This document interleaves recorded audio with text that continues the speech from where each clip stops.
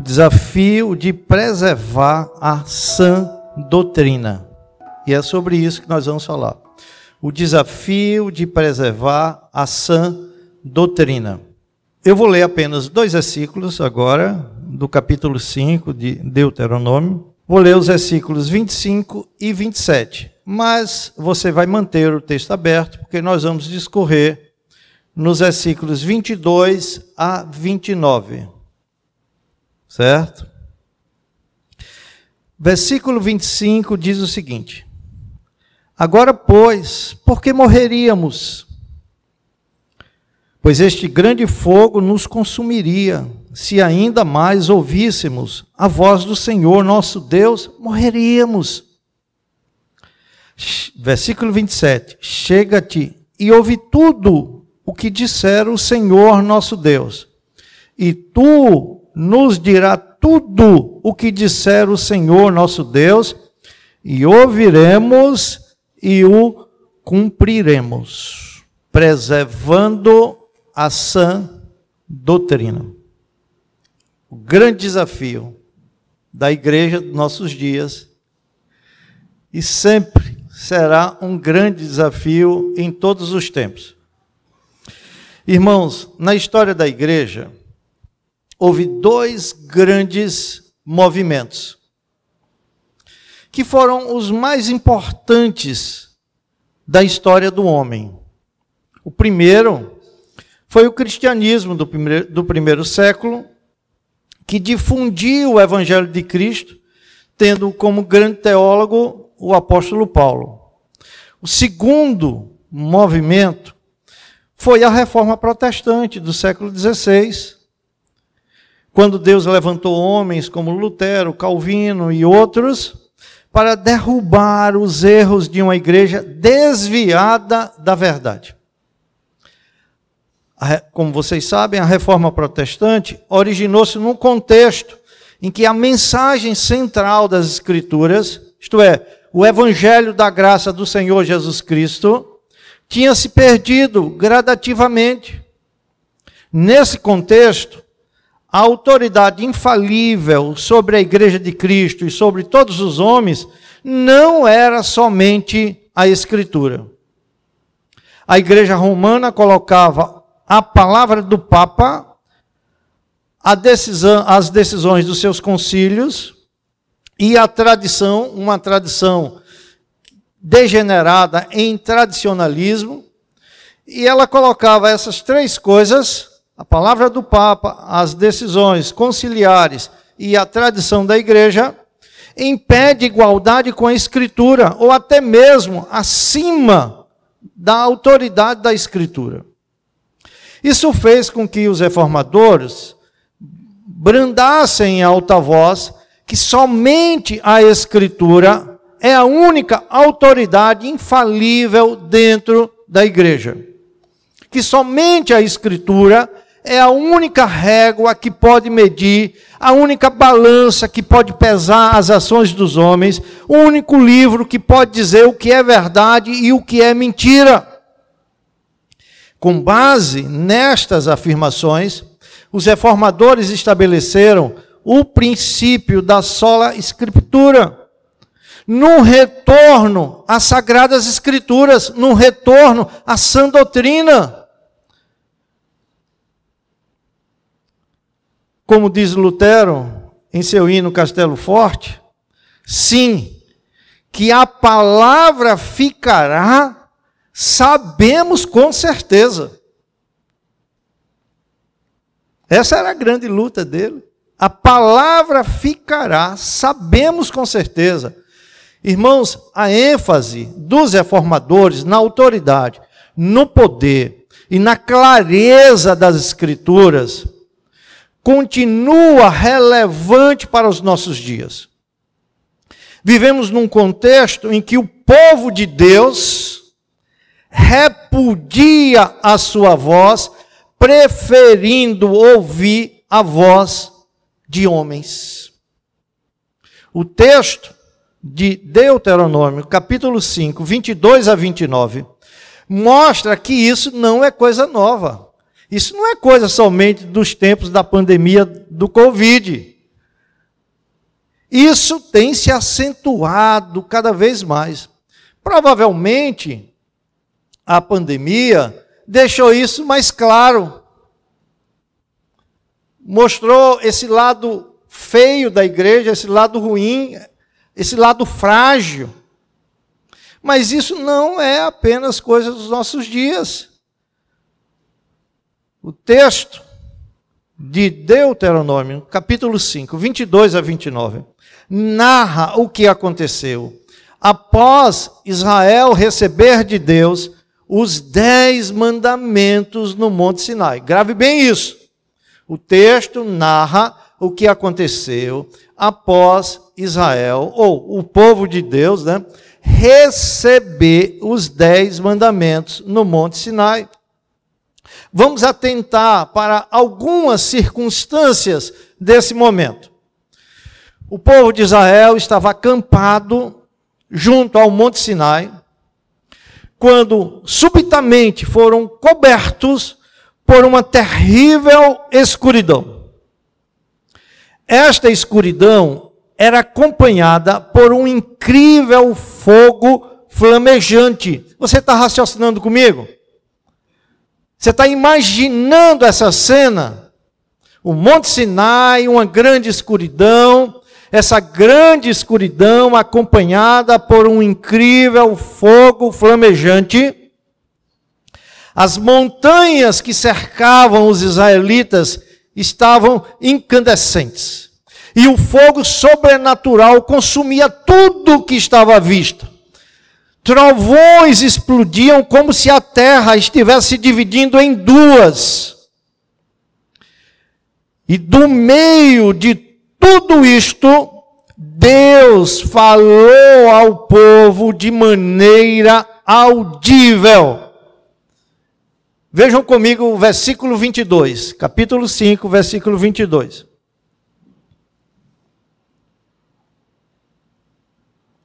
Diz assim: estas palavras falou o Senhor a toda a vossa congregação no monte, do meio do fogo, da nuvem e da escuridade, com grande voz, e nada acrescentou, tendo-as escrito em 2 tábuas de pedra, deu-mas a mim. Isso aqui, Moisés está fazendo uma narrativa do que aconteceu tempos atrás. Nunca, meus irmãos, um sermão como este foi pregado, nem antes nem depois. O pregador era o próprio Deus, era Deus falando de forma audível ao povo. O Monte Sinai é seu púlpito. A glória do Senhor apareceu diante dos olhos de todo o povo. E observem uma coisa, enquanto acontecia a escuridade, o fogo sobrenatural, relâmpagos, trovões, tremores, os israelitas estavam paralisados de medo. Estavam convencidos de que morreriam antes que a voz de Deus parasse de falar. Eles estavam achando que estavam suspensos sobre a boca do inferno. Tamanho era o terror daquele momento.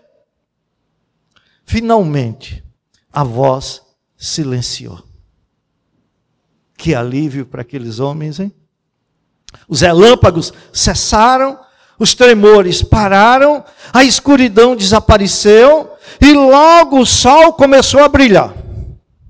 As pessoas começaram a olhar em volta e viram que todo mundo ainda estava vivo. Talvez dissessem umas para as outras: foi um milagre. Eles haviam ouvido a voz real e audível de Deus e viveram.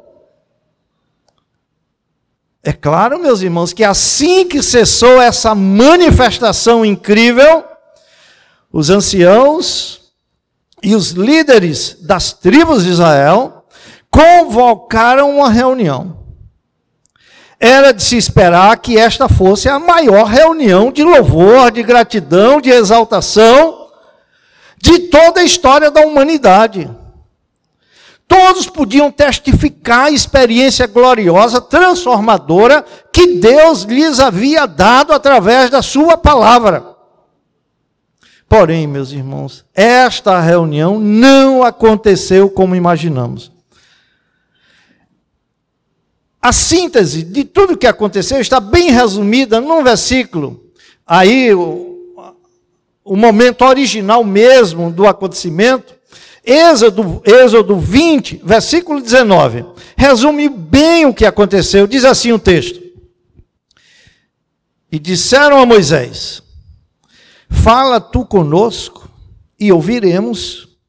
Não fale Deus conosco para que não morramos. A resposta deles, meus irmãos, foi totalmente incompreensível.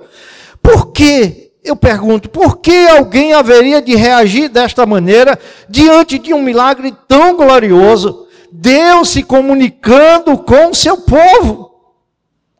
Por que nestas circunstâncias alguém recusaria ouvir a voz de Deus, preferindo ouvir a voz do homem? Deixe-me agora contextualizar a pergunta. A semelhança do povo de Israel, porque tantos crentes repudiam ouvir a voz de Deus, desprezando a obrigação que tem de preservar e perseverar na sã doutrina que uma vez foi entregue aos santos. E eu digo por quê. Vou dar duas razões nesse instante. Primeira, porque muitos desses crentes têm pecados ocultos em seus corações. É por isso que repudiam a palavra de Deus. Repudiam ouvir a voz de Deus. E vai ouvir a voz dos homens. Os israelitas possuíam pecados ocultos em seus corações. Eles adoravam secretamente a ídolos. Atos, no capítulo 7, versículo 43, diz que eles, ao invés de adorar a Deus, levantaram o santuário de Moloque e a estrela do seu deus Renfã, ídolos que fizeram para adorar. É inacreditável, meus irmãos, mesmo depois de tudo que Deus fez por eles, eles ainda não tinham se livrado de sua horrível idolatria. Seus corações ainda permaneciam no Egito idólatra. Atos, no capítulo 7, 39, diz que eles não quiseram obedecer a Deus, antes o repeliram e no seu coração voltaram para o Egito. Você agora compreende porque a voz de Deus fez com que aquele povo tremesse e pensasse que iam morrer? A resposta é simples. A razão pelo qual acharam que iam morrer era porque eles estavam na presença de um Deus santo, poderoso, e não diante de um ídolo qualquer, sem vida, esculpido. A consciência lhes atormentava e o Espírito Santo os convencia do pecado da idolatria. O problema é que eles queriam tudo, menos deixar os seus ídolos. Fugir de Deus e de sua palavra parecia a melhor alternativa para aqueles corações idólatras. Então, observem uma coisa interessante. A esta altura, aquele fogaréu incrível havia desaparecido. O terrível e ruidoso trovão e os relâmpagos sobrenaturais tinham acabado. E a espantosa voz de Deus silenciara. Agora então os líderes foram até Moisés. Vamos ver o que eles dizem a Moisés. Acompanhe comigo, capítulo 5, Deuteronômio, capítulo 5, versículo 24. Agora apenas a parte A.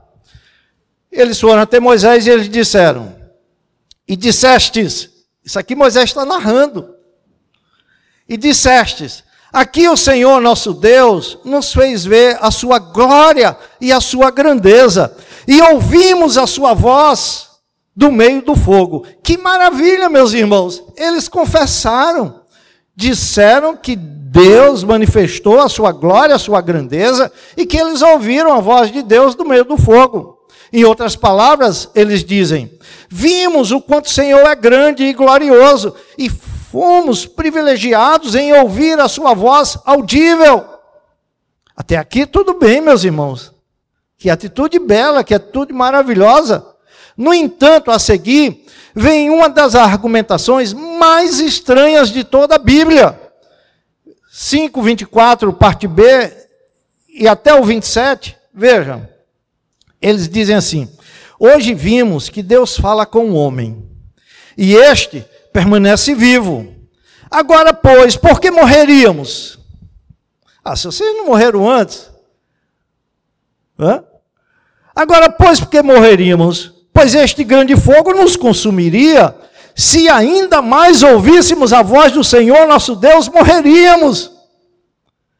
Porque não há ninguém de toda a carne que tenha ouvido a voz de Deus, do Deus vivo falar do meio do fogo, como nós ouvimos, e permanecido vivo.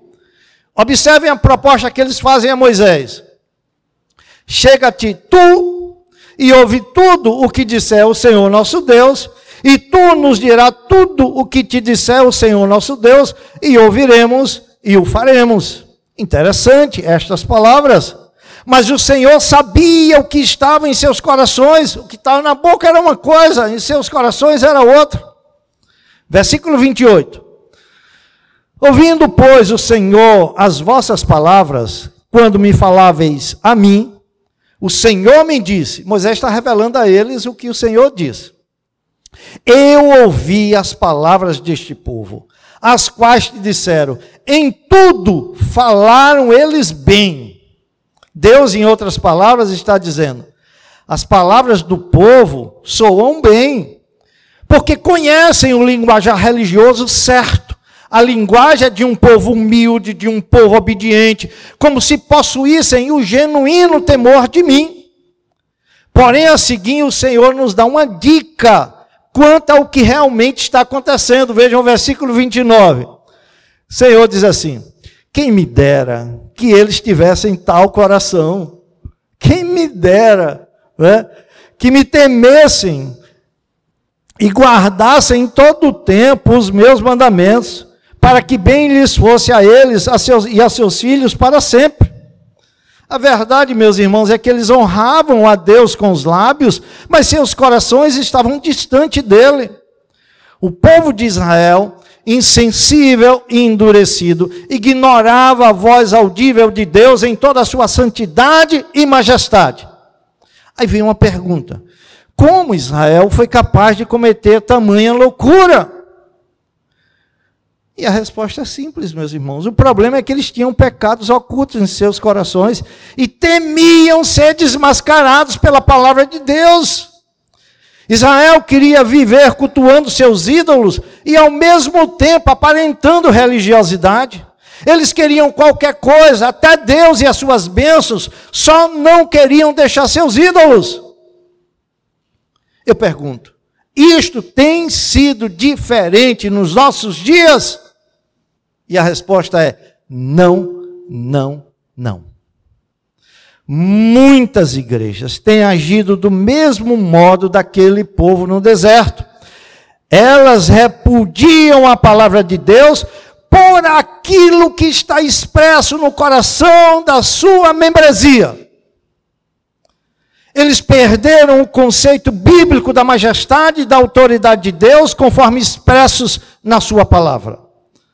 Essa deficiência converteu a Bíblia num livro de autoajuda, que garante transformar as pessoas num sucesso. Não é sem razão que a pregação, na maioria dessas igrejas, tornou-se como um apêndice no culto público.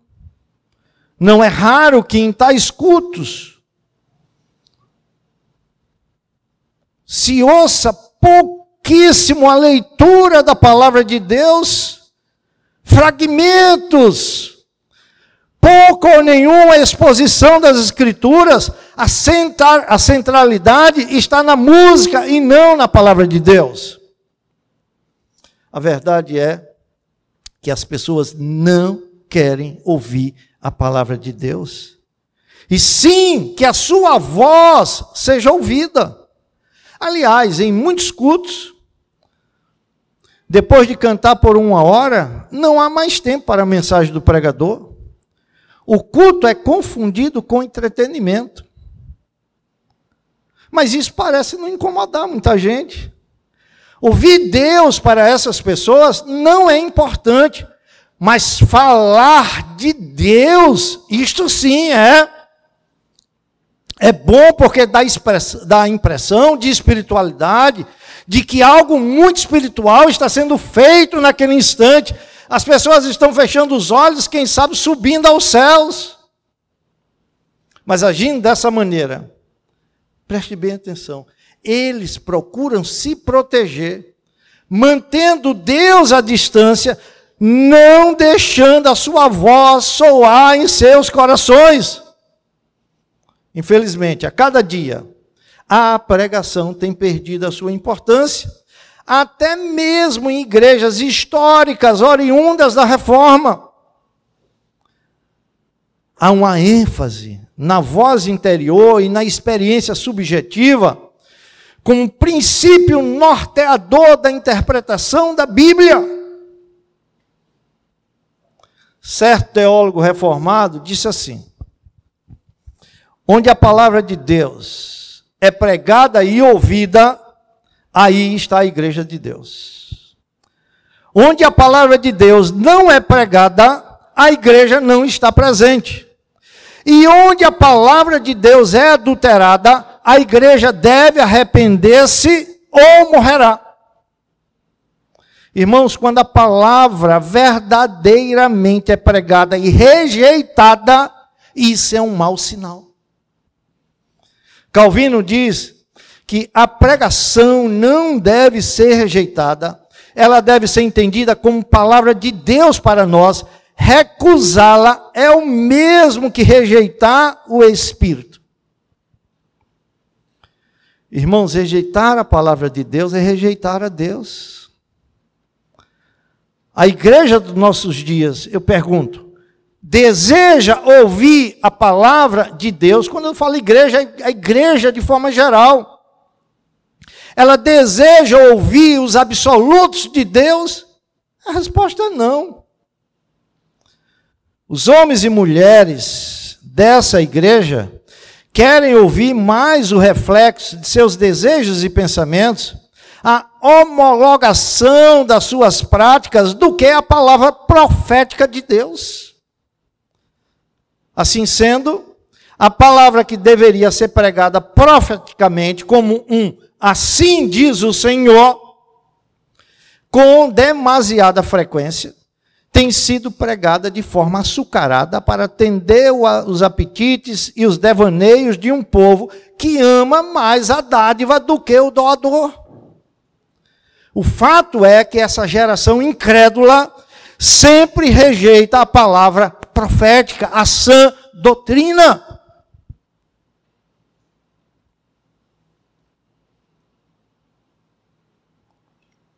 Eles se prostram diante dos ídolos que colocaram em seus corações, que adoram e satisfazem os desejos desses ídolos. Eles são idólatras, pois tomam qualquer coisa como seu fim e felicidade, ao invés de buscar a Deus. Como se alguma coisa abaixo de Deus lhes pudesse fazer felizes sem Deus. Ou como se Deus não poderia lhes fazer feliz sem a adição de algo mais. Assim, meus irmãos, diminuem e tornam vil o único que pode lhes fazer verdadeiramente feliz. Eles agem do mesmo modo daquele povo no deserto, recusando-se a ouvir a palavra de Deus. E fazem tal coisa porque vivem uma vida cristã apenas de aparência.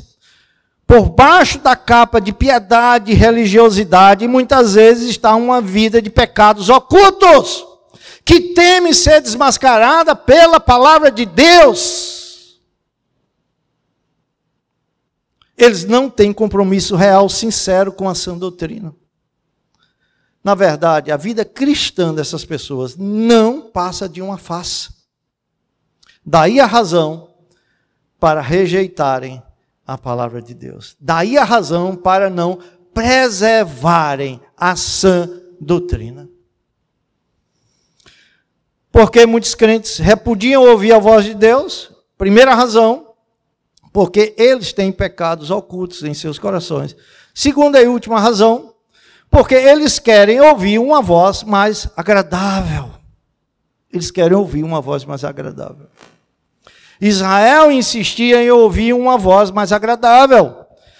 Quando os anciãos de Israel disseram: precisamos de uma mensagem mais leve, caso contrário morreremos, eles estavam certos. Eles estavam certos. Porque toda vez que alguém se coloca sob a pregação do Espírito Santo, ouvindo a ungida e convincente e fiel palavra de Deus, certamente morrerá. Certamente vai morrer. Isto é, vai morrer para os seus pecados, morrer para o próprio eu. Infelizmente, atualmente, milhares de crentes não desejam esse tipo de morte. E se aglomeram para ouvir pregadores que falam de vãs esperanças e das visões do seu próprio coração. Esses crentes não sabem distinguir a genuína pregação. Eu, às vezes, só me dá vontade de chorar quando algumas pessoas chegam para mim dizendo: pastor, o senhor ouviu, fulano de tal, viu que pregação maravilhosa. Eu não acredito num negócio desse. Não sabem distinguir a genuína pregação da mesclada, da manipulada, da pregação falsa.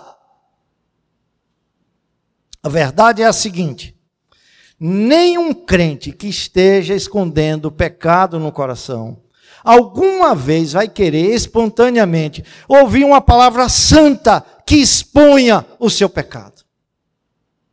Essa pessoa sempre fugirá da voz da verdade proveniente do Espírito Santo.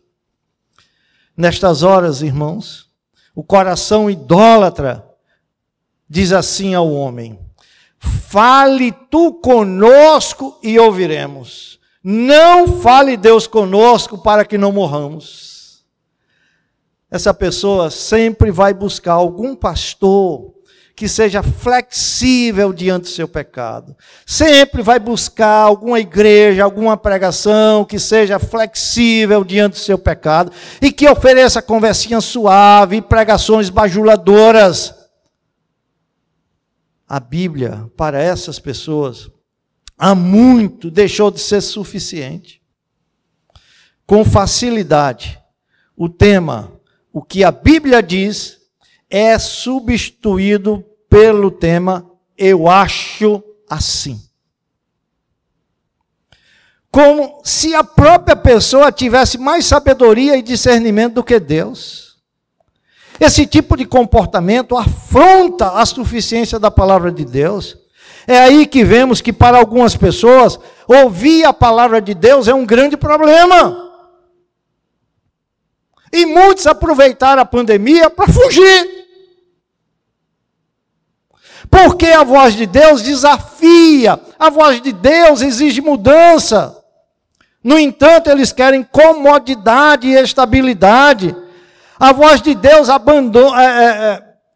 ordena que eles abandonem os ídolos do coração. No entanto, eles querem que Deus os abençoe no meio da idolatria instalada em seus corações. E ai dos profetas que lhe advertem, dizendo a verdade.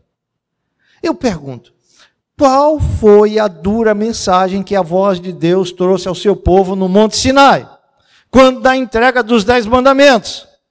Deus simplesmente disse isto: eu sou o Senhor teu Deus, que te tirei do Egito, da casa da servidão, não terás outros deuses diante de mim, não farás para ti imagem de escultura, não as adorarás, nem lhes dará culto. Deuteronômio 5, 6, 9.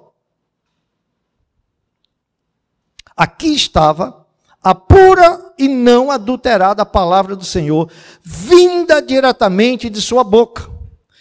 Ela deveria ter mandado o povo voando às suas tendas, para esmagar suas imagens gravadas.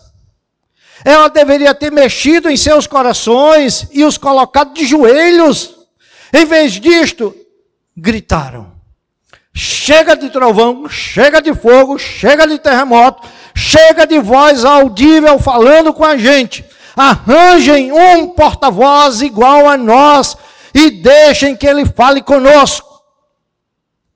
E aí, vamos ouvi-lo e vamos obedecer tudo o que ele está falando. Na verdade, queremos ouvir a voz do homem. Deus, então, meus irmãos, na sua graça, na sua bondade, na sua misericórdia, vai atender ao pedido de Israel. E Deus faz isso de duas maneiras. Primeiro, Deus falaria ao seu povo através de homens pelos primeiros 1500 anos. Usaria profetas, juízes, videntes e reis como seus justos porta-vozes.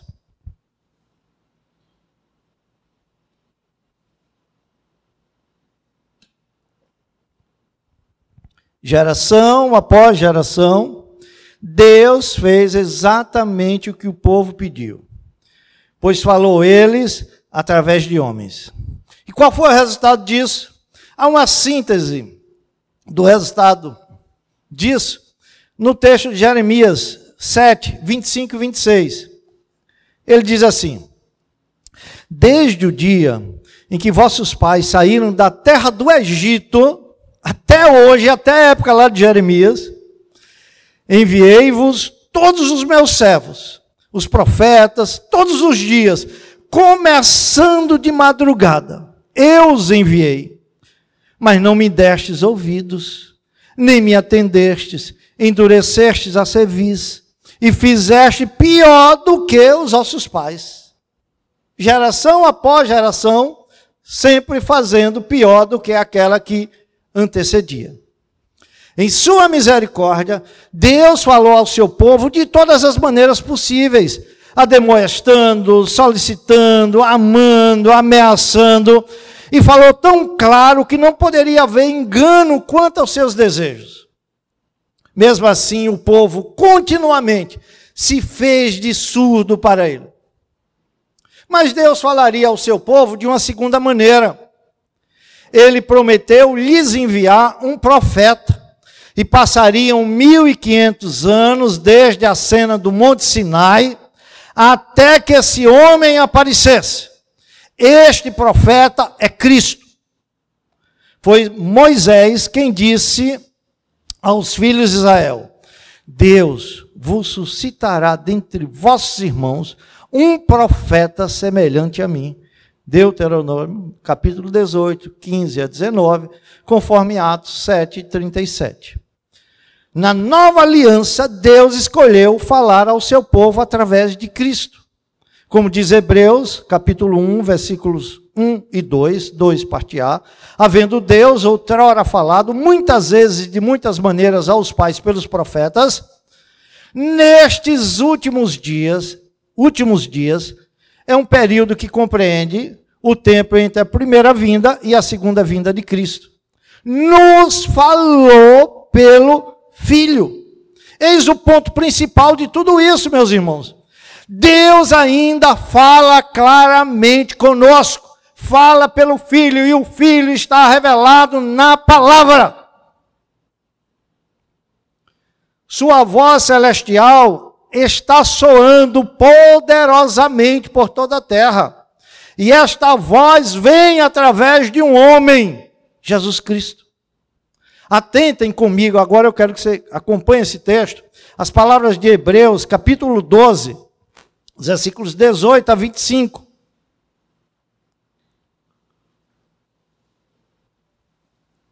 Hebreus 12, 18 a 25.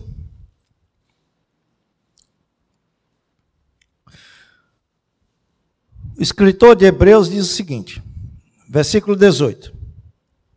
Ora, não tendes chegado ao fogo palpável e ardente, e à escuridão, e às trevas, e à tempestade, e ao clangor da trombeta, e ao som de palavras tais, que quantos o ouviram, suplicaram que não se lhes falasse mais.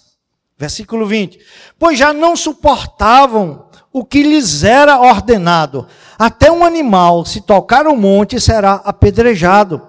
Na verdade, de tal modo era horrível o espetáculo, que Moisés disse, sinto-me aterrado e trêmulo. Vocês não estão mais ali diante do Monte Sinai. Mas tende chegado ao Monte Sião, e à cidade do Deus vivo, a Jerusalém celestial, e a incontáveis hostes de anjos, e a universal assembleia, a igreja dos primogênitos arrolados nos céus, e a Deus, o juiz de todos, e aos espíritos dos justos aperfeiçoados, e a Jesus, o mediador da nova aliança, e ao sangue da aspersão, que fala coisas superiores ao que fala o próprio Abel. Escute agora o 25. Tendes cuidado. Não recuseis ao que fala. Pois se não escaparam aqueles que recusaram ouvir quem divinamente os advertia sobre a terra, muito menos nós, os que nos desviamos daquele que dos céus nos adverte. Meu irmão, quando falamos a palavra de Deus, é Deus do céu falando. Você entendeu o alerta desta passagem? Tenha cuidado para não repudiar a palavra. Dia após dia você está ouvindo aqui a palavra do alto, a palavra genuína, a palavra verdadeira. Essa é uma aplicação direta para esta igreja. Tenha cuidado em ouvir e atender esta palavra. Porque todo aquele que repudiar esta palavra será chamado a prestar contas.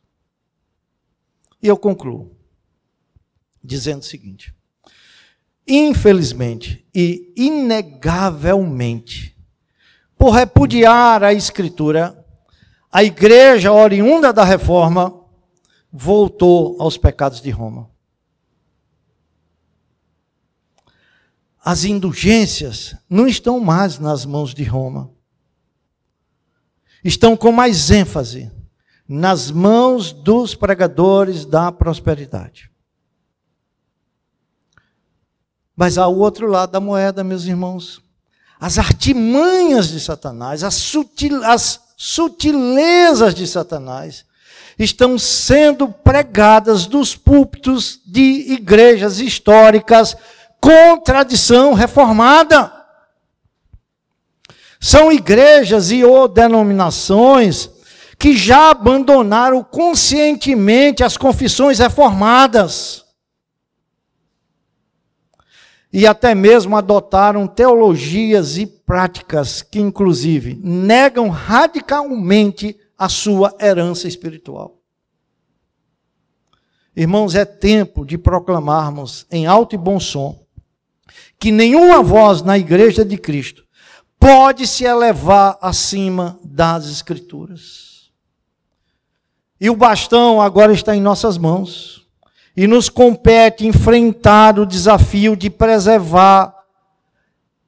E eu acho melhor dizer perseverar, porque é o próprio Deus que preserva a doutrina na sua igreja. De perseverar na sã doutrina, na vida da igreja e na nossa própria vida. Cristo é o cabeça da igreja e ele a governa segundo os preceitos estabelecidos na Escritura. Portanto, gravem isso. Nenhum líder, nenhuma denominação, nenhum concílio, nenhum costume, nenhuma tradição tem valor normativo para a igreja cristã. Só a Escritura, somente por ela, Deus nos fala de maneira autoritativa e final. E, portanto, a nossa consciência está cativa somente à Escritura. Parafraseando Lutero, que Deus nos ajude, em nome de Jesus. Amém.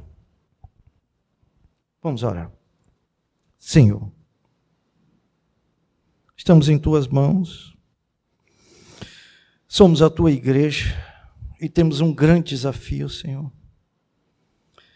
de perseverar na sã doutrina, a doutrina dos apóstolos, aquela doutrina que de uma vez e por uma vez foi entregue aos santos.